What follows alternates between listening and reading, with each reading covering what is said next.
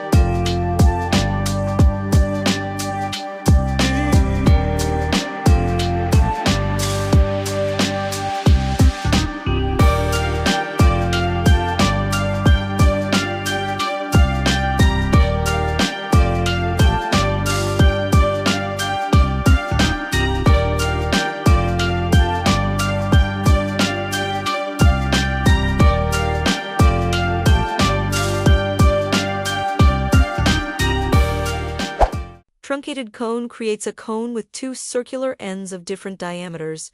You define bottom radius, top radius, and height. Uzikazis, teardrop or step-cut gem shapes, fancy bezels and tapered settings, cone-shaped decorative forms.